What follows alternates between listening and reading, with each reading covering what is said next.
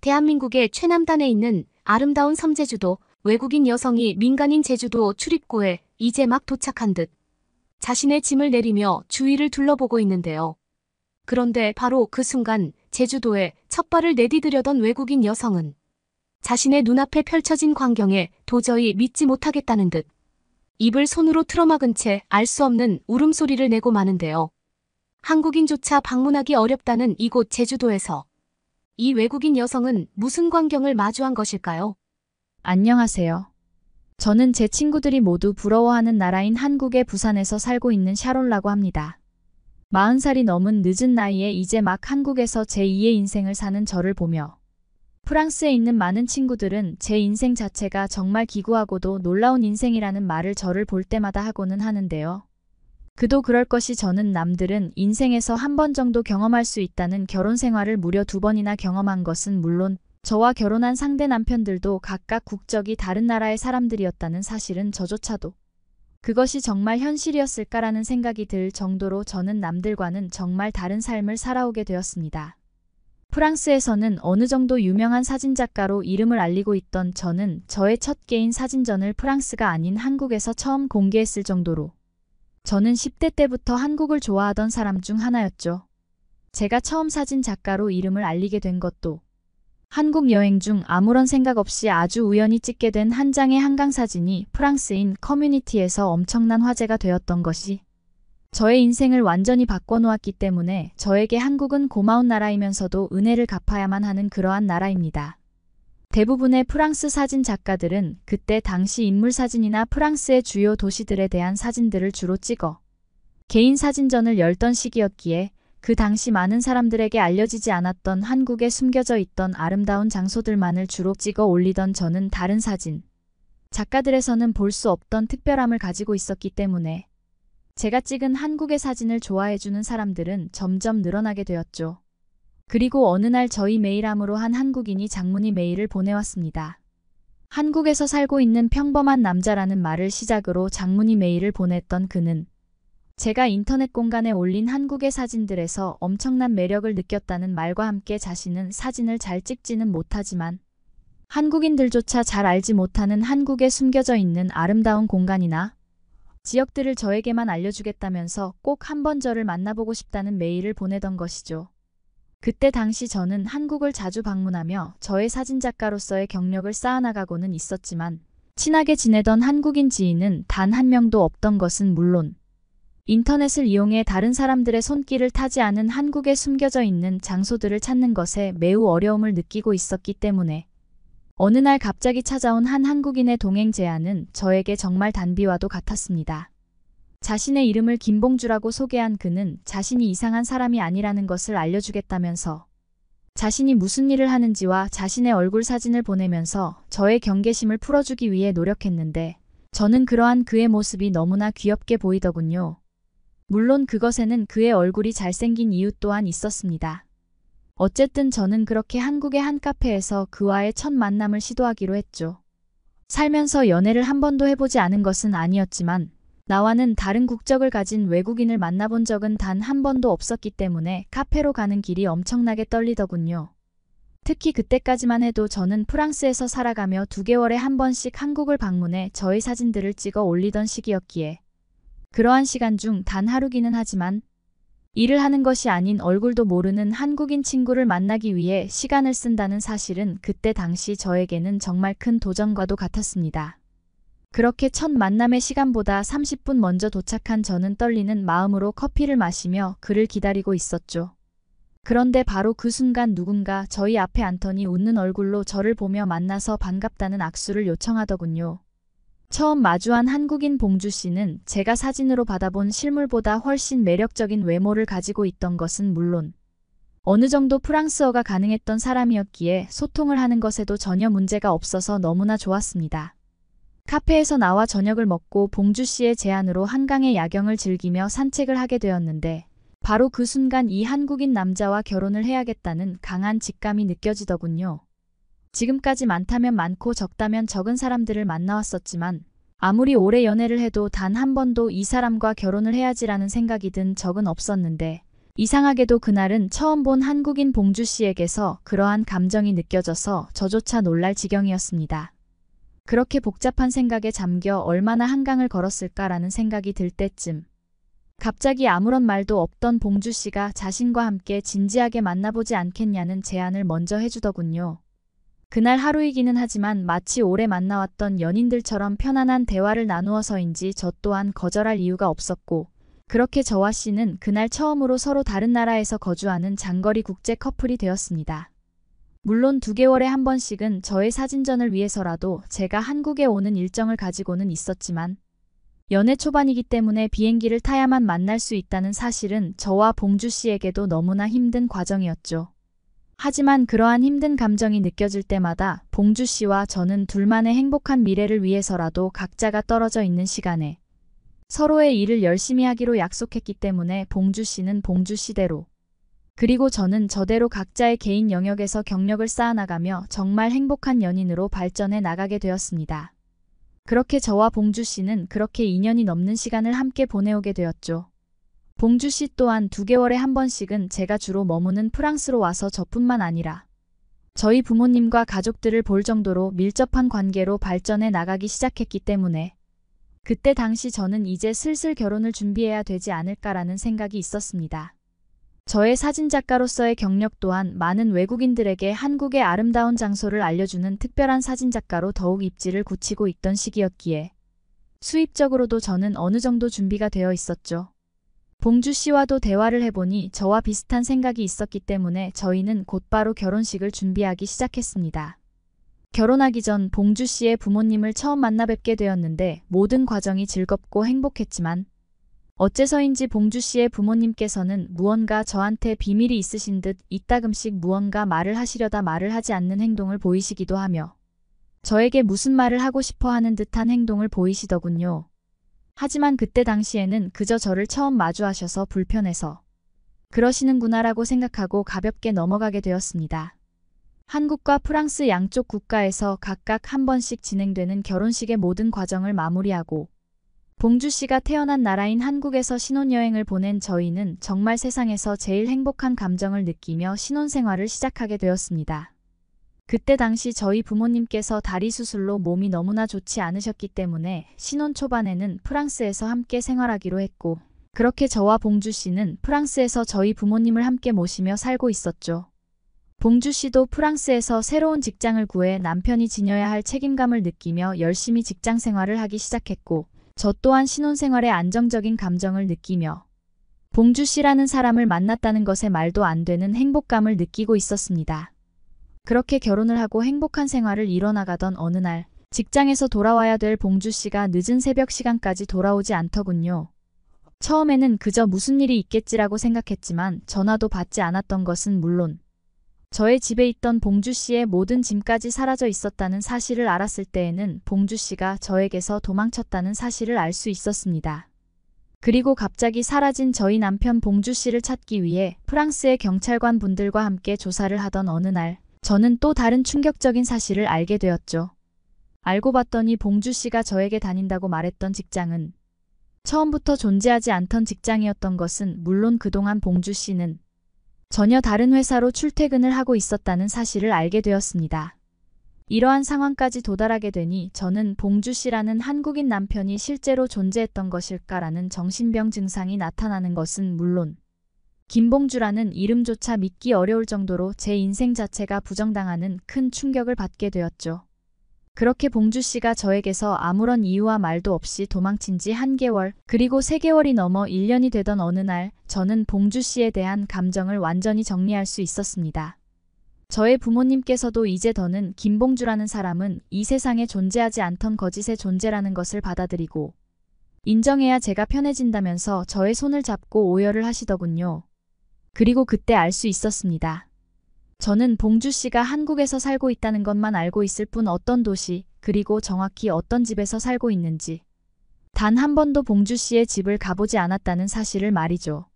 하지만 매우 이해할 수 없던 사실은 봉주 씨가 저의 귀중품과 현금이 들어있던 금고에 비밀번호를 알고 있음에도 전혀 건드리지 않았다는 사실만큼은 정말 이해하기가 어려웠습니다.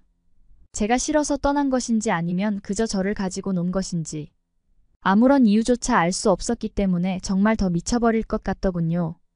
하지만 이러한 감정도 하루하루 지날수록 점점 옅어지게 되었고 이러한 저의 모습을 지켜보던 한 프랑스인 친구에게 저는 연인의 감정을 느껴 결국 봉주 씨와의 추억은 완전히 지워버린 채 저의 친구들과 마찬가지로 평범한 프랑스인 남자와 평범한 저의 결혼 생활을 시작하게 되었습니다.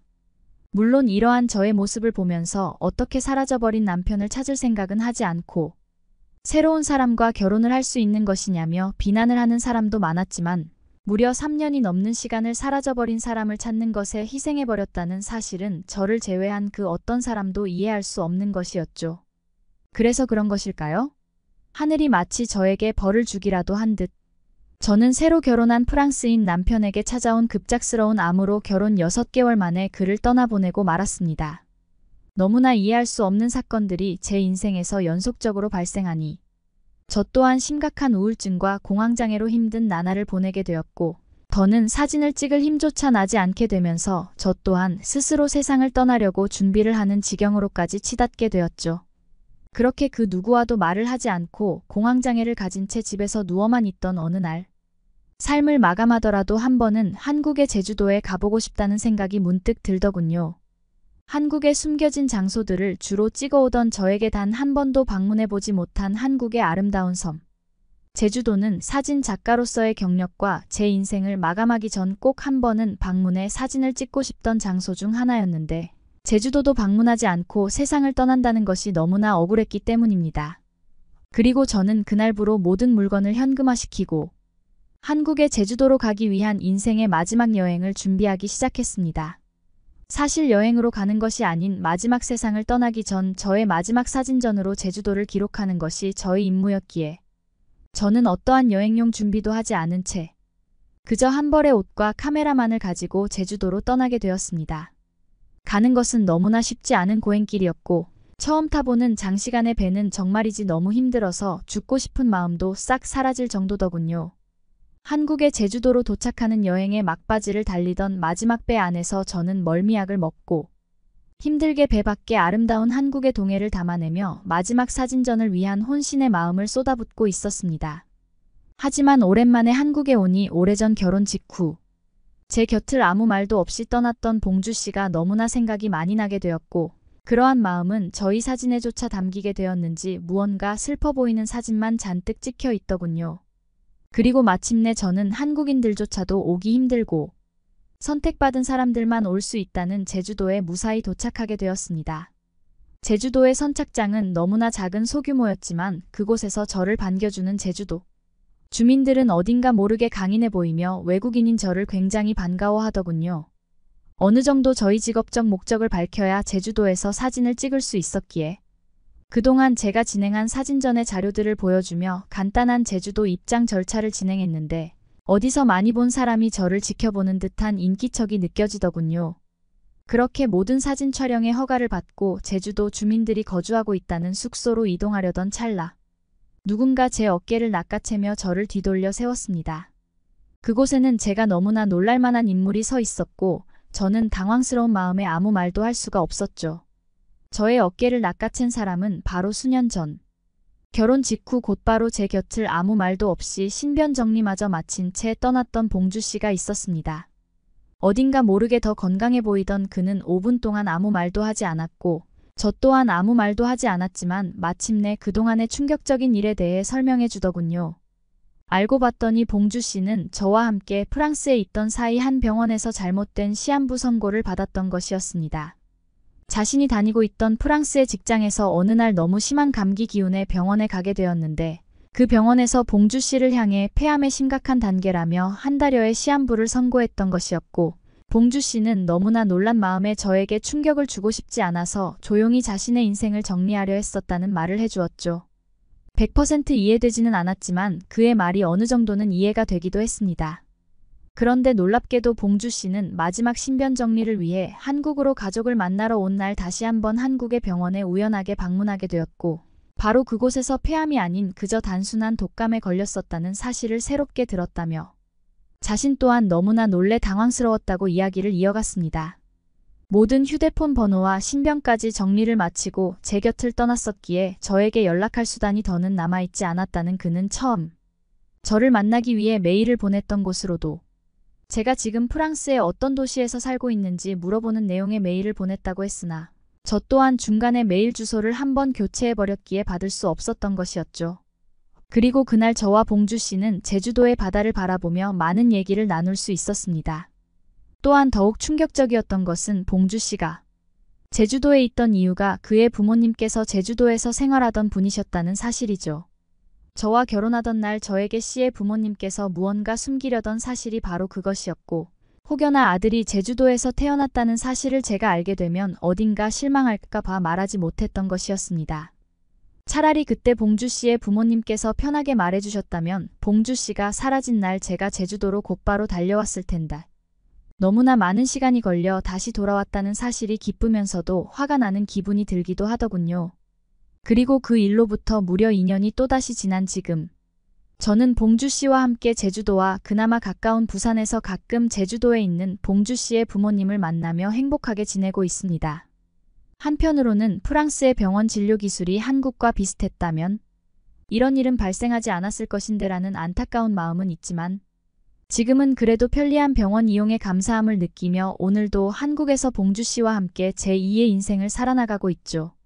중국 문화 싹 다 베껴서 만든 파묘 같은 영화를 만드는 한국 여행 담당자를 한다고? 접는 게 좋을걸. 여기 한 중국인이 금발머리를 한 서양 여성에게 조언을 하고 있네요. 잠시 후 중국인의 말을 듣고 있던 이 여성이 이내 한마디를 하자 중국인은 도망가 버립니다. 대체 이들 사이에 무슨 일이 벌어진 건지 한번 알아보러 가실까요? 안녕하세요. 여러분, 제 이름은 에일리예요. 기후가 좋고 땅이 넓기로 유명한 네덜란드에서 자랐죠. 저는 지금 암스테르담에 있는 한 여행사에서 일하고 있어요. 제가 하는 일이 뭐냐고요? 여행 상품을 기획하고 손님들 문의도 받고 여행 일정도 짜고 있어요. 꽤 바쁘지만 보람찬 일이에요. 그런데 요즘 우리 회사에서 완전 특별한 프로젝트를 진행하고 있어요. 그게 뭐냐면 바로 한국 여행 상품을 새로 내놓는 거예요. 제가 이 소식을 듣고 얼마나 신났는지 몰라요. 제가 가장 좋아하는 나라가 한국이거든요. 처음에는 단순하게 BTS 때문에 한국을 알게 되었어요. 칼군무에 잘생긴 사람들이 노래까지 잘하니까 처음 노래를 듣자마자 푹 빠져버리더라고요. 이것저것 한국에 대해 또 재미있는 것이 없을까? 하고 궁금해서 찾아보니 넷플릭스에 올라오는 K-드라마도 너무 재밌는 거 있죠. 제가 진짜 얼마나 K-드라마를 좋아하냐면요. 자막으로 보기 싫어서 오징어 게임을 70번이나 보면서 한국어를 공부했다니까요. 물론 그걸로 완벽해지지 않아서 한국어 학원까지 다녔지만요. 아직도 현지인 만큼 할 수는 없겠지만 웬만한 대화는 자신이 있습니다. 사실 네덜란드에서는 해외여행을 갈 때 미국이나 유럽 쪽을 많이 가고 아시아 쪽으로는 일본으로 많이 계획을 해요. 그런데 최근 들어 우리 회사를 찾는 손님들 중에 한국 여행을 문의하는 분들이 부쩍 늘었대요. 우리 방탄소년단 오빠들 효과 때문일까요? 제가 한국에 대해 관심이 많고 한국어를 잘한다는 소문이 퍼져서인지 회사에서도 한국 관련 업무는 주로 제가 도맡아 하고 있죠. 아무튼 대표님께서 저를 따로 불러서 저보고 특별히 한국 전문 여행 상품을 기획해보라고 하더라고요. 저는 그 말을 듣자마자 속으로 환호성을 얼마나 질렀는지 몰라요. 저는 사실 중국 쪽 패키지를 담당하고 있었는데 기획 때문에 직접 중국에 방문하면 너무 스트레스 받았었거든요. 중국에 여행 갈 때마다 느낀 건 중국인들은 항상 친절하지 않고 지나가다가 모르는 것이 있어서 물어보면 그것마저도 무시하고 휙 지나갈 때가 많았죠. 길거리에 쓰레기도 너무 많기도 하고 음식도 맛집이 별로 없어서 좀 먹을 만한 곳을 찾는 것도 얼마나 힘들었는지 몰라요. 중국 담당을 하기 싫은 것을 겉으로 티를 낼 수도 없는 노릇이고 계속 스트레스만 받아왔었거든요. 그런데 제가 한국어를 공부하고 한국에 대해 잘 아는 것이 이렇게 도움이 될 줄이야. 너무 기분이 좋아. 과거에 저를 얼마나 칭찬했는지 몰라요. 저는 그 다음 날부터 회사에 칼같이 출근해서 반드시 한국 패키지 여행을 성공시키겠다라고 다짐하면서 열심히 기획했어요. 다시 중국 패키지 기획 쪽으로는 죽어도 가기 싫었거든요. 그렇게 노트북 앞에 앉아서 한국 여행 정보며 블로그며 돌아다니면서 머리를 싸매고 있는데 제 직장 동료 순양이가 다가오더니 뜬금없는 소리를 하는 거 아니겠어요? 샬롯 너무 속상하겠다. 중국 패키지 기획이 샬롯의 커리어에도 도움이 많이 될 텐데. 갑자기 한국 쪽 기획으로 발령이라니 딱 봐도 망할 수밖에 없는 여행지잖아. 지금이라도 내가 대표님한테 잘 말해볼 테니까 중국 기획팀으로 바꿔달라고 하는 건 어때? 한국에 가봤자 다 중국에 있는 것을 베낀 것뿐이라서 여행하시는 분들도 재미없을 거라고. 아무리 좀 바꿔서 벗겼다고 해도 원조인 중국이 있는데 어떤 흥미가 있겠어? 김치나 한복도 다 중국 걸 벗긴 거잖아. 한국 쪽 고객들은 BTS 때문인데 이전에 부채 춤춘 것도 중국 걸 베긴 건데. 그런 거 알면 더 실망하고 한국에 대해 이미지가 안 좋아질 뿐이라니까. 요즘 중국에 있는 내 친구들 사이에서도 파묘라는 영화 때문에 이슈인 것 같더라고. 파묘가 중국 문화를 베꼈다라는 말도 되게 많던데.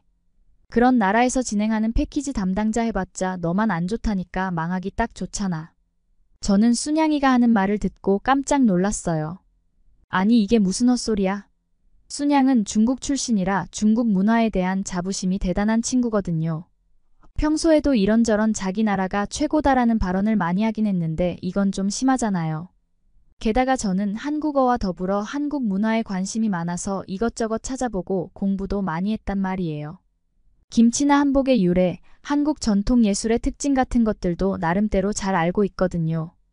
그래서 순양이가 한 말은 여러모로 저한테 거짓말을 치고 있다는 걸 단번에 알아차렸죠. 순양 근거 없는 소리 그만해. 한국이 중국 문화를 베꼈다고 하는데 정말 그게 맞는 말이야 확실한 증거라도 있어. 아직 중국 쪽에서도 개봉 안 한 파묘를 너 친구들은 어떻게 본 건데? 중국 쪽에서 한국이 중국을 베꼈다고 주장할 때가 많은데 항상 증거 없이 우기기만 하더라. 순양이는 제 말에 말을 잃은 건지 얼굴이 벌개지더니 고개를 숙이고 슬그머니 자리를 떴어요. 쫓아가서 한국 문화에 대해 좀 더 설명해주고 싶었지만 제가 그렇게 열심히 말해봤자 귓등으로 듣지도 않을 테니 굳이 그럴 필요까진 없다고 생각했어요. 어차피 순양은 한국을 폄하하려는 자기 고정관념에 빠져서 제 말을 제대로 듣지도 않을 테니까요. 하지만 한편으로 이 때문에 더 열이 받치더라고요. 사실 제가 이렇게 한국 문화와 한국을 좋아하긴 하지만 한 번도 한국을 가본 적은 없었거든요. 계속 중국 담당을 하느라 중국 쪽으로 답사하러 왔다 갔다 하기도 바빴거든요.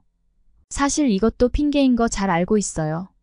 그래서 저는 이참에 한국 패키지를 내놓기 전 현지 답사를 바로 가야겠다고 생각했죠. 순양이 다녀간 뒤로 저는 더 한국 패키지에 몰입해 준비했던 것 같아요. 완벽한 패키지를 기획하고 싶은 마음이 컸거든요. 대표님께 기획한 패키지를 보여드리니 바로 답사를 갔다 오라고 지원해 주시더라고요. 그렇게 일사천리로 한국행 비행기 티켓을 끊고 한국으로 향했답니다.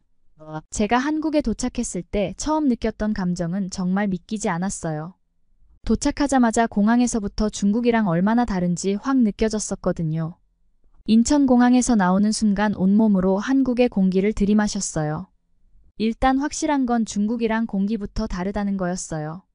저는 입국 심사대를 통과하고 수화물을 찾느라 분주하게 움직였는데도 내내 얼굴에 미소가 떠나질 않더라고요. 드디어 한국에서의 첫걸음을 내디딘다는 게 너무 가슴 벅찼거든요. 공항에서 서울로 향하는 버스에 올랐을 때 창 밖으로 보이는 풍경이 정말 인상 깊었어요. 거대한 고속도로를 가로지르는 수많은 차들, 높다란 건물들, 깔끔한 간판들까지 마치 영화 속 장면 같았달까요? 차창에 코를 바짝 붙이고 눈을 떼지 않고 바깥을 구경했던 것 같아요. 서울에 도착해서 호텔에 짐들을 풀자마자 또다시 두근거리는 마음을 안고 밖으로 나섰어요. 숙소에 있는 이 시간이 너무나도 아까웠었거든요. 그렇게 숙소 밖으로 나선 제 발걸음은 제일 먼저 기획한 경복궁으로 향했어요. 한국의 대표적인 궁궐을 한국 여행에 절대 빼먹으면 안 된다고 생각했거든요. 그렇게 경복궁에 도착했는데 정말 경복궁은 제 상상 이상이었어요. 경복궁 내부에 들어가기 전에는 아무리 넓어도 역 근처에 조그맣게 유지되고 있지 않을까 생각했거든요. 이렇게 웅장하고 아름다운 건축물들이 있을 줄이야. 주변에는 화려한 색채의 단청 장식들도 있고 전통 문양으로 꾸며진 궁궐들을 보면서 역시 한국 여행 왔을 때 경복궁은 절대 빼놓을 수 없는 곳이라고 확신을 했죠. 그야말로 눈이 부실 지경이었달까요? 깔끔하고 세련된 건물들 사이에 고유하게 지켜지는 궁궐이 너무나도 멋있다고 생각했습니다. 만약 조선시대로 간다면 한국은 이런 느낌이었을까 싶은 생각이 들었죠. 제가 경복궁을 기획에 넣은 이유는 또 하나 있었어요. 바로 한복 체험을 할 수 있기 때문이죠. 네덜란드 사람들은 한국의 한복에 대해서 관심이 많거든요. 네덜란드 쪽 전통 의상을 보셨을지 모르겠지만 아무래도 네덜란드는 다문화 국가이기 때문에 유럽인들이 들어와 정착하며 살아서 네덜란드만의 전통 의상이 없거든요. 그런데 한국은 한국만의 전통 의상이 있으니 네덜란드 사람들이 얼마나 신기해하겠어요? 거기다가 한복이 얼마나 아름다운가요? 진짜 순양이 고구려 시대부터 이어온 한복을 중국 거라고 했을 때 얼마나 화가 나는지 몰라요. 한복 체험을 할 수 있는 곳으로 가보니 제가 입고 싶은 한복을 고를 수 있더라고요. 저도 한복에 대해서 나름 조사했다고 생각했는데 한복 체험관에 있는 한복을 보고서는 놀랄 수밖에 없었어요. 이렇게 많은 한복 디자인과 색상이 있는지 몰랐거든요. 그 중에서 오늘 사람들이 유독 많이 입고 다니던 파스텔 톤의 한복으로 도전해봤습니다. 화려하고 예쁜 색을 가진 둥근 저고리에 풍성하고 고운 치마를 갖춰 입어보니 정말 저도 한국인이 된 듯한 기분이 들었죠. 진짜 거울 앞에 서 있는 제 모습을 보고 깜짝 놀랐다니까요. 한국 사극 드라마에서나 나올 법한 공주가 된 것 같았거든요. 한복의 아름다운 곡선미에 완전 매료됐어요. 움직일 때마다 살랑살랑 펄럭이는 치마자락도 정말 예뻤고요. 제가 원하는 색상대로 저고리랑 치마를 골라서 매칭시켜서 입을 수 있다는 것이 너무 재미있었고 예쁜 옷을 직접 입고 돌아다니니 기분이 너무 좋았습니다.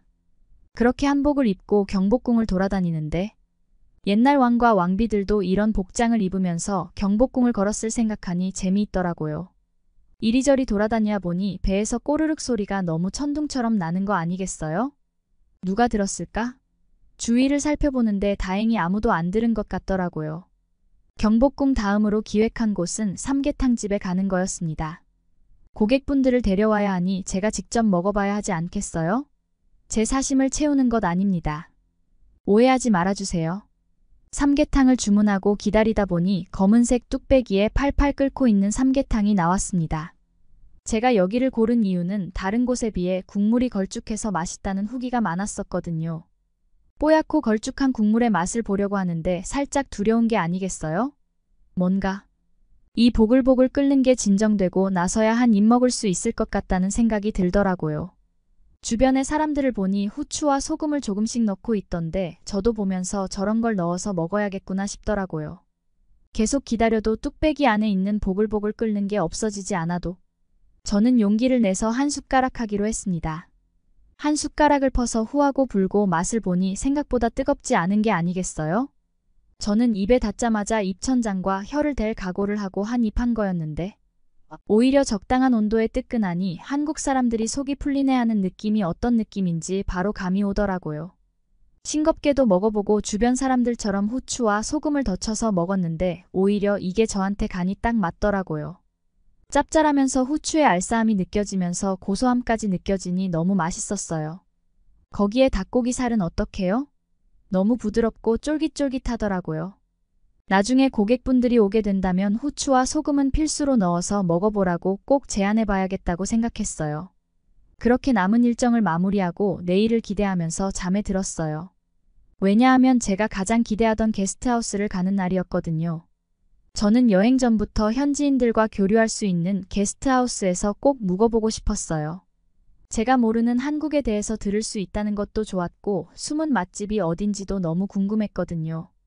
저녁이 되니 다들 한 곳으로 파티를 하러 모이는데 저도 한국인과 직접 대화해 본 적이 없어서 되게 쭈뼛쭈뼛하고 있었거든요. 그런데 다들 너무 친절하고 재미있는 분위기를 만들어주시는 것이 아니겠어요. 특히 거기서 저를 가장 잘 챙겨준 친구는 바로 강준이었어요. 제가 게스트하우스 라운지에서 다른 투숙객들이랑 한국어로 대화하고 있었는데 자기도 껴도 되겠냐고 다가오더라고요. 알고 보니 저랑 나이도 같더라고요. 이런 곳에서 친구를 만날 수 있다니 너무 기분이 좋았죠. 한국어로 술술 말하는 제 모습에 서도 깜짝 놀라더라고요. 샬롯 한국말 되게 잘하는데? 발음도 엄청 좋고 도대체 어떻게 공부한 거야? 그 한마디에 절로 입꼬리가 올라갔어요. 그동안 고생한 보람이 있더라고요. 제가 한국어로 그치 한국 오기 전부터 엄청 열심히 공부했거든 이라고 으스댔더니 강준이도 엄지손가락을 축혀 세우며 엄청 신기해하더라고요. 이런저런 대화를 하면서 강준이랑 금세 가까워졌어요. 이야기를 나누다 보니까 취향도 잘 맞고 웃음 코드도 똑같더라고요. 저희는 밤새도록 수다 떨면서 각자가 어떻게 살아왔는지에 대한 얘기도 하면서 온갖 에피소드며 다 쏟아냈죠. 벌써 절친이 된 것 같은 그런 기분이었달까요? 더욱 좋았던 건 강준이가 서울 토박이라 여행 팁을 줄 수 있다고 하더라고요. 제가 미처 알지 못했던 맛집이나 숨겨진 명소 같은 걸 소개해주겠다고 약속했죠. 인사동 같은 유명 관광지들도 직접 안내해주기로 했어요.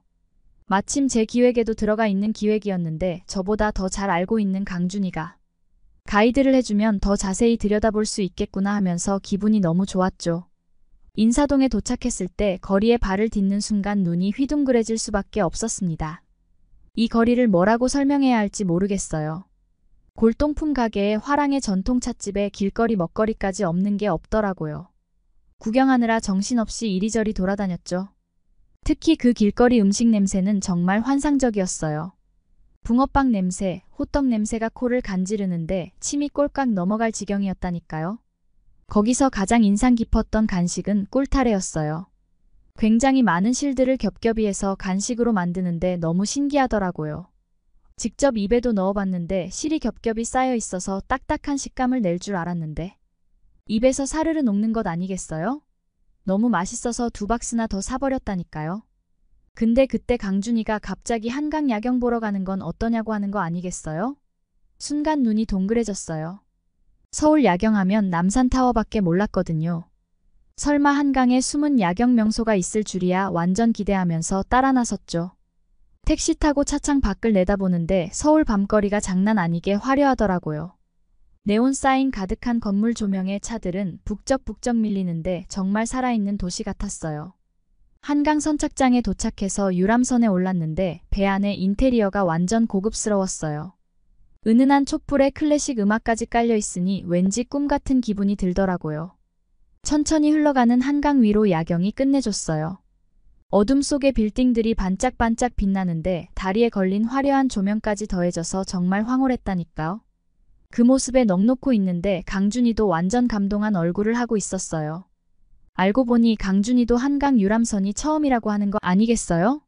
저를 위해서 이렇게까지 준비한 강준이에게 너무 고맙기도 하고 분위기가 너무 좋아 설렘도 느껴지기도 하더라고요. 배에서 내려서 한강공원을 걸으면서 여행 얘기를 주고받았어요. 숙소로 돌아오는데 강준이가 눈을 반짝이며 같이 영화를 보러 가자고 말하는 게 아니겠어요? 개봉한 지 얼마 안 된 파묘라는 영화를 같이 보는 게 어떻겠냐고 제안을 했죠. 처음엔 제목 듣고 깜짝 놀랐어요. 한국이 중국 문화를 베꼈다고 말하는 순양이가 보고 왔던 바로 그 영화잖아요. 저는 그때 억울함 때문에 강준이에게 그때 있었던 일들을 전달하니 절대 아니라고 완전 자신 있게 말하는 것 아니겠어요? 오히려 한국만의 독특한 문화를 담은 걸작이라면서요. 저도 궁금한 마음에 영화관으로 달려갔어요. 어두운 극장에 앉아서 스크린을 응시하고 있는데 가슴이 콩닥콩닥했어요. 과연 강준이 말대로 대단한 작품일까 아니면 순양의 비난처럼 졸작일까 긴장되는 마음으로 기다리는데 갑자기 영화가 시작하는 거예요. 엄청 생생한 묘사 때문에 첫 장면부터 완전 압도당했다니까요. 팝콘을 먹다가 강준이와 손이 스치는 바람에 잠깐 설레기도 했죠. 그리고 상영관 불이 켜지고 엔딩 크레딧이 올라갈 때까지 저희 둘은 완전 멍하니 앉아 있었어요. 영화를 본 게 아니라 영혼을 탈탈 털린 느낌이랄까? 옆에서 강준이도 크게 감동한 얼굴로 한참을 말이 없더라고요. 이게 바로 한국 영화의 힘이구나 싶어서 절로 고개가 끄덕여졌어요. 영화를 보고 밖을 나오니 늦은 밤이었어요. 솔직히 밤늦게 모르는 동네 어둡고 좁은 골목에 들어서면 괜히 덜컥 겁이 나잖아요. 누가 불쑥 나타나서 해코지 할까봐 전에 중국 갔을 때 딱 그랬거든요. 숙소 근처라도 밤에는 코빼기도 안 내밀었다니까요. 술 취한 아저씨들이 골목마다 진을 치고 앉아서 담배를 뻑뻑 피워대는데 여자애들만 보면 뭐라도 할 것처럼 쳐다보는 거 있죠. 저도 그 시선 받으면서 치마 입은 걸 후회하고 그랬어요. 그런데 서울은 정말 딴 세상 같더라고요. 한밤중인데도 가게들은 다 열려있고 젊은 애들은 술 마시면서 길거리에서 노는데 전혀 이상할 게 없어 보이는 거예요. 게다가 여자애들이 아무 걱정 없이 단체로 다니고 있으니 신기하더라고요. 그리고 지저분하고 으슥한 골목은 하나도 없었어요. 그냥 명동 쇼핑 좀 더 하다 들어가도 되겠다 싶을 정도로 깨끗했다니까요. 그런데 그날 밤 제일 충격받은 게 뭔지 아세요? 취객이 한 명도 없다는 거예요. 인도에서 비틀거리는 아저씨 편의점 앞에서 주정하는 사람들을 찾아볼 수가 없는 거예요. 술집 문화가 너무 차분하고 교양 있어서 싸움이나 소란이 잘 안 일어나나 봐요. 심지어 길가에 주무시는 노숙자 아저씨들도 묵묵히 누워 계시더라고요. 중국처럼 갑자기 미쳐 날뛸 일은 없어 보였어요. 이런 경험해보니까 한국이 또 새롭게 다가오더라고요. 범죄 걱정 없이 밤에 돌아다닐 수 있다는 건 정말 큰 자유잖아요. 누구나 차별 없이 공간을 누릴 수 있는 그런 기회 말이에요. 밤 10시가 넘어도 터덜터덜 걸어다닐 수 있는 그 해방감 외국인인 제가 봐도 참 멋지던데요. 어쨌든 한국에서의 나날들이 너무 알차서 시간 가는 줄도 몰랐어요. 정신 차려보니 슬슬 귀국할 때가 다 된 거예요. 아쉬운 마음이 굴뚝 같았지만 현실은 냉정하더라고요. 그래도 여행사에 복귀해서 제가 직접 기획한 한국 패키지 여행 상품을 내놓는 건 또 그만의 재미가 있었어요. 현지에서 직접 보고 느낀 걸 담아내니까 그 어느 때보다 확신이 섰거든요. 그런데 출시일 날 제가 기획한 패키지가 나가는 속도를 보고 깜짝 놀랐다니까요. 예약이 마구마구 들어와서 순식간에 매진됐대요. 회사에서도 칭찬 세례를 받았어요. 모두들 수고했다고 덕분에 회사 매출이 쑥쑥 올랐다고 어깨를 두드려 주시더라고요. 한국통이 된 것 같아서 으쓱한 기분이 들었어요. 앞으로 회사에서 한국 쪽 일은 다 저한테 맡기기로 했대요. 그걸 보던 순양은 혼자서 또 중얼거리면서 한국 요리나 하고 있더라고요. 그런 순양을 본 저는 이번에는 그냥 넘어갈 수 없었죠. 순양 너가 그러니까 항상 그 자리인 거야. 다른 나라를 욕할 게 아니라 배워야 할 점을 찾아서 너를 발전시켜야 하지 않겠어. 제 말을 들은 순양은 얼굴이 빨개지더니 다시 도망가더라고요. 이번 일을 계기로 저는 앞으로 한국에 자주 왔다 갔다 할 것 같아서 벌써 기대가 됩니다. 와도 계속 연락하고 있고 다음번에 제가 한국에 갔을 때에도 꼭 가이드 해주기로 약속했어요. 그러면 다음 사연으로 넘어가겠습니다. 여기는 한국의 한 휴게소 앞. 어떤 남성이 글래머러스한 몸매를 가진 이탈리아 여성의 옷을 갑자기 벗기기 시작하는데요. 심지어 이 여성의 입술에 자신의 입술을 갖다 대기까지 합니다. 그런데 잠시 후 이 여성은 남성에게 따지기는커녕 울면서 동시에 웃고 있는데요. 대체 이 여성에게 무슨 일이 벌어진 건지 한번 알아보러 가실까요? 안녕하세요. 저는 이탈리아 밀라노에 살고 있는 도부입니다. 지난 5월 한국행을 결심하게 된 계기는 작년에 하늘나라로 가신 어머니의 유언 때문이었어요. 암투병 끝에 떠나신 어머니는 생전에 한국 여행을 간절히 원하셨거든요. 제가 어릴 적 아버지 일 때문에 잠시 한국에 살았던 게 너무 좋은 추억으로 남으셨던 것 같아요. 그때 저는 한국의 초등학교를 다녔었어요. 그때 저는 소희와 윤정이라는 친구들과 방과 후에는 놀이터에서 뛰어놀곤 했어요. 특히 설날에는 한복을 입고 윷놀이와 제기차기를 하며 신나게 놀았던 기억이 나요. 엄마, 아빠와 함께 먹었던 떡국도 잊을 수가 없죠. 명절이 되면 어머니 손을 잡고 동네 어르신들께 세배 드리러 다녔어요. 주머니에서 꺼내주신 세뱃돈을 받으면 세상을 다 가진 것처럼 기뻤죠. 학교 운동장에서 친구들과 달리기 시합을 하고 여름이면 풀밭 위에 돗자리를 펴고 누워 햇살을 만끽하던 그때가 눈에 선해요. 한국에서의 생활은 어린 저에게 정말 행복한 시간이었어요. 하지만 아버지 일 때문에 한국을 떠나게 되었죠. 헤어짐이 많이 아쉬웠지만 한국에서의 추억은 영원히 제 가슴속에 남아 있었어요. 그렇게 한국을 떠난 지 벌써 20년이라는 시간이 흘렀네요. 그동안 저는 무럭무럭 자라 어엿한 패션 디자이너가 되었고 23살의 나이에 제이크를 만나 사랑에 빠졌죠. 제이크는 제가 본 남자 중 가장 다정하고 매력적인 사람이었어요. 우리의 첫 만남은 운명 같았죠. 그때 제이크는 패션 브랜드 취재차 한국을 방문했다가 돌아가는 길이었어요. 저도 미팅 때문에 한국에 방문해 있었고요. 그러다가 우연히 공항에서 같은 버스를 타게 된 거죠. 제이크가 무거워 보이는 캐리어를 들어줄 때 그의 따뜻한 미소에 제 마음이 철렁 내려앉았답니다. 버스에서 내려 헤어질 때 명함을 건네며 꼭 연락하고 싶다고 말한 제이크. 저 역시 제이크에게 무언가에 홀린 듯한 느낌이 들었죠. 그렇게 인연이 닿아 저희는 연인이 되었고 1년 뒤 결혼에 골인했어요. 아름답고 이국적인 한국에서의 추억을 간직한 채 말이죠. 제이크는 살면서 단 한 번도 제게 큰 소리를 낸 적이 없었어요. 늘 따뜻한 미소로 절 바라봐주는 남편이었죠. 바쁜 직장 생활에도 불구하고 저와 딸 앨리스를 위해 시간을 내는 걸 잊지 않았어요. 주말이면 온 가족이 함께 공원으로 소풍을 떠나곤 했죠. 푸른 잔디밭 위에 돗자리를 펴고 누워 제이크의 품에 안겨 하늘을 바라보는 것만으로도 너무 행복했어요. 가끔은 제이크가 기타를 치며 노래를 불러주곤 했죠. 제이크의 목소리는 제 마음을 평온하게 만드는 힘이 있었답니다. 앨리스의 학예회 날이면 제이크는 꼭 시간을 내서 참석했어요. 무대 위에서 노래하고 연주하는 딸의 모습을 보며 함께 미소 짓곤 했죠. 앨리스가 곤란에 처했을 때면 따뜻한 포옹으로 위로해주고 해맑게 웃으며 고민거리를 얘기할 때면 진지하게 귀 기울여주는 멋진 아버지였답니다. 그렇게 제이크는 저희 가족에게 없어서는 안 될 든든한 버팀목이었어요. 하지만 그 모든 행복이 한순간에 무너지고 말았어요. 그날도 여느 때처럼 제이크는 아침 일찍 출근했어요. 평소와 다름없이 앨리스와 저에게 뽀뽀해주며 사랑해라고 말하고 나간 남편. 그것이 마지막이 될 줄은 꿈에도 몰랐죠. 그날 밤 늦게 제이크가 교통사고를 당했다는 청천벽력 같은 소식을 듣게 되었어요. 알고 보니 운전자가 음주운전을 하다가 제이크의 차를 들이박았다고 하더라고요. 많은 피를 흘린 채 병원으로 실려갔다는 이야기에 머리가 하얗게 되는 기분이었죠. 순간 수많은 생각들이 머릿속을 스쳐 지나갔고 이내 멘붕 상태가 되었어요. 병원으로 뛰어가 보니 제이크는 중환자실에 누워 있었어요. 얼굴은 온통 피투성이에 산소호흡기를 꽂고 있더군요. 믿기지 않았어요. 아침에 웃으며 출근했던 남편이 고작 10시간 만에 이렇게 변해버리다니. 의사는 제이크의 상태가 매우 위중하다고 했어요. 많은 출혈로 인해 의식불명 상태에 빠졌고 두개골 골절로 뇌 손상이 심각하다는 거였죠. 하루 종일 중환자실 앞에서 오열하며 기도했어요. 살려달라고 제발 눈을 떠달라고 말이죠. 앨리스 역시 아빠를 잃을까봐 겁에 질려 밤새 울음바다가 되었죠.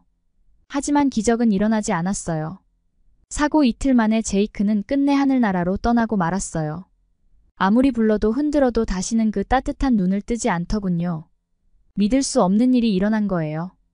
앨리스는 울부짖으며 아빠를 찾았고 저 역시 망연자실하며 무너져버렸죠.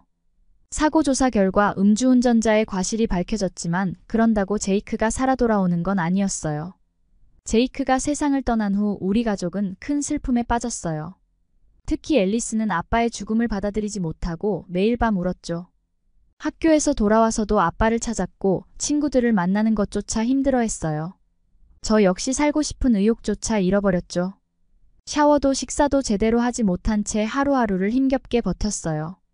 주변 사람들이 많이 걱정해주고 위로해줬지만 마음의 응어리는 좀처럼 풀리지 않았어요. 제이크의 빈자리가 너무나도 크게 느껴졌죠. 함께 나들이를 갔던 공원, 제이크가 좋아하던 레스토랑, 심지어 집안 구석구석에도 그의 흔적이 남아 있었어요. 그의 옷까지, 향수 냄새, 책상 위에 있던 안경까지도 눈에 밝혔죠. 너무 슬픈 나머지 그와 관련된 그 어떤 물건들도 건드릴 수가 없더라고요. 세상 무엇과도 바꿀 수 없는 소중한 사람을 잃은 슬픔은 말로 표현할 수 없을 만큼 컸어요. 매일 밤 꿈에서 제이크를 만났어요.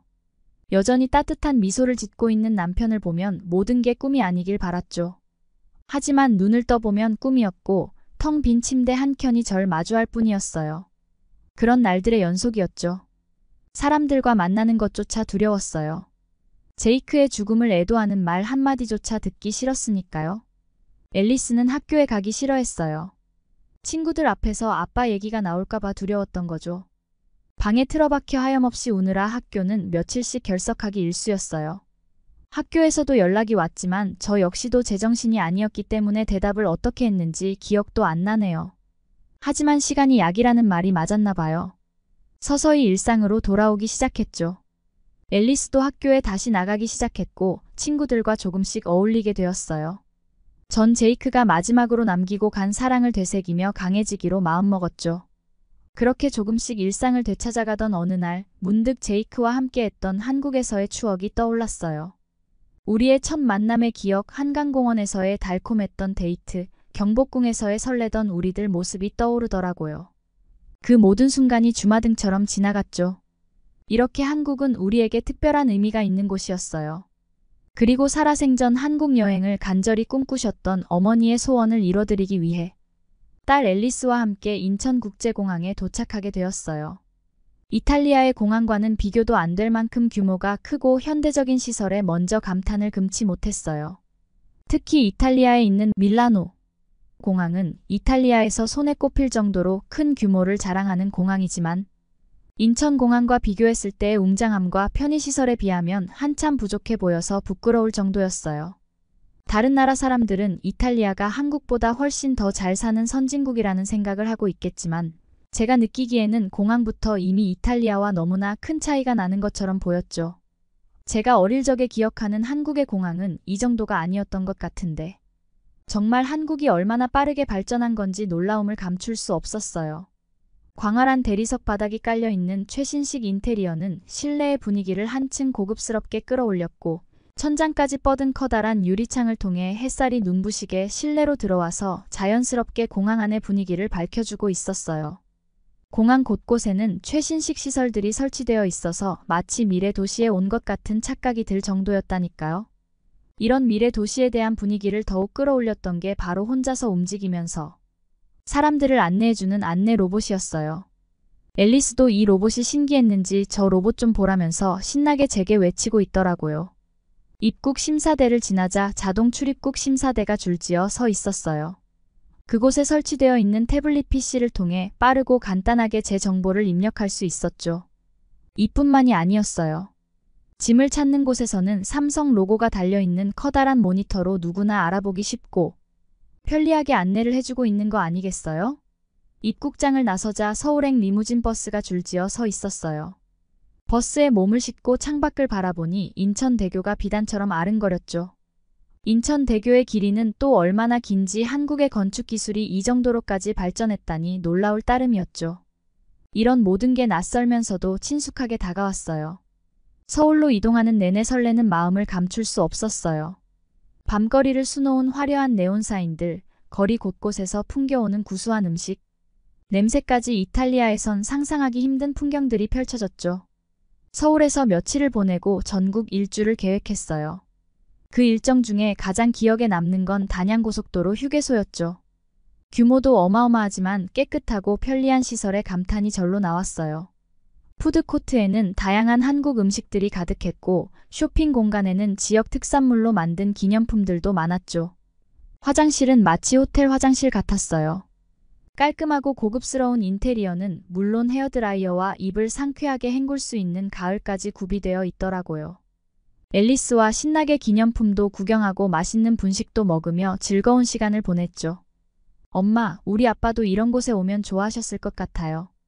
딸 앨리스의 말에 제이크 생각이 절로 나더라고요. 제이크가 살아있다면 앨리스의 손을 잡고 휴게소를 신나게 둘러보고 있을 거예요. 아니면 푸드코트에 앉아 김밥이나 라면을 먹으며 행복해했겠죠. 문득 제이크와 함께하지 못한 것에 대한 서러움이 밀려왔어요. 하지만 금세 마음을 다잡았죠. 지금은 앨리스와 둘이서라도 좋은 추억을 만들어야 할 때니까요. 우리 자주 오자 아빠도 분명 기뻐하실 거야. 딸에게 대답하며 다시 휴게소를 돌아다녔어요. 신기한 것도 많고 구경거리도 많아 시간 가는 줄 몰랐죠. 그렇게 신나게 휴게소를 둘러보던 중 제게 청천벽력 같은 일이 생겼어요. 갑자기 가슴이 철렁 내려앉더니 숨쉬기가 힘들어지는 거예요. 앨리스에게 구조대에 전화하라고 말하고는 그대로 쓰러지고 말았죠. 정신을 차려보니 누군가 제 가슴에 자동심장 충격기를 대고 있었어요. 바로 앞 식당에서 영업을 하던 식당 직원분이 저를 도와주셨던 거였어요. 알고 보니 갑작스러운 심정지로 죽을 뻔했던 거 있죠. 다행히 휴게소에 비치된 자동심장 충격기 덕분에 목숨을 건질 수 있었죠. 생명의 은인을 만난 기분이랄까요? 그 직원분께 감사 인사를 드리며 가슴이 뭉클해졌어요. 옆을 보니 앨리스도 얼굴이 하얗게 질려 온몸을 부들부들 떨고 있었죠. 순간 죽음에 대한 공포가 엄습했어요. 만약 심장마비가 휴게소가 아닌 다른 곳에서 왔다면 어땠을까 하는 생각에 아찔했죠. 한국의 대부분 휴게소에 자동심장 충격기가 비치되어 있다는 걸 나중에 알게 되었어요. 정부 차원에서 국민의 안전과 생명을 지키기 위해 노력한다는 사실이 너무 감동적이었죠. 사실 이탈리아에서는 상상하기 힘든 일이거든요. 물론 이탈리아도 응급의료 체계가 잘 갖춰져 있다고 생각했는데 한국의 시스템은 이를 뛰어넘는 느낌이었어요. 휴게소라는 공간조차 그저 지나가는 곳이 아니라 누군가의 생명을 살릴 수 있는 생명의 공간으로 승화시킨 거죠. 심지어 한국 사람들 대다수가 자동심장 충격기를 잘 다룰 수 있도록 꾸준한 교육을 받아서 이런 위급한 상황이 생겼을 때 신속하게 대처할 수 있다는 점이 놀라웠어요. 이런 게 진정한 선진국이 아닐까 싶은 생각이 들었죠. 그러다 문득 아까 쓰러지기 전 제이크 생각을 했던 게 떠올랐어요. 여보, 당신도 봤죠? 우리 딸과 이렇게 값진 추억을 쌓고 있는 걸 당신이 너무너무 보고 싶어요. 눈물이 왈칵 쏟아졌지만 이내 웃음이 나왔어요. 이 모든 게 제이크가 우리 가족을 위해 준비해준 선물 같다는 생각이 들었거든요. 하늘나라에서 우리를 지켜보며 응원하고 있을 거예요. 그렇게 한국에서의 잊지 못할 추억을 또 하나 새기게 되었죠. 죽을 고비를 넘기고 살아난 심정으로 여행을 이어갔어요. 시련을 겪고 나니 세상이 더 아름답게 보이고 작은 것에도 감사할 줄 아는 마음이 생겼달까요? 매 순간을 더 열심히 살아야겠다고, 후회 없이 사랑하는 사람들과 좋은 시간을 보내야겠다고 다짐했죠. 앨리스에게도 긍정적인 영향을 준 것 같아요. 휴게소에서의 사건 이후로 앨리스는 한층 더 밝아졌거든요. 엄마, 우리 꼭 다시 한국에 와요. 아빠도 마음속으로 함께 울 수 있게 말이에요. 앨리스의 말에 깜짝 놀랐어요. 제이크가 살아있다면 우리와 함께 이 여행을 했어야 한다는 걸 깨달은 거죠. 제이크의 빈자리를 느끼면서도 그와 함께 살았던 시간 자체가 축복이었음을 새삼 깨닫게 되었어요. 그의 사랑이 있었기에 오늘의 저와 앨리스가 존재하는 거예요. 어려움이 닥쳐도 희망을 잃지 말자고 손을 꼭 잡았죠. 우리에겐 아직 서로가 있으니까요.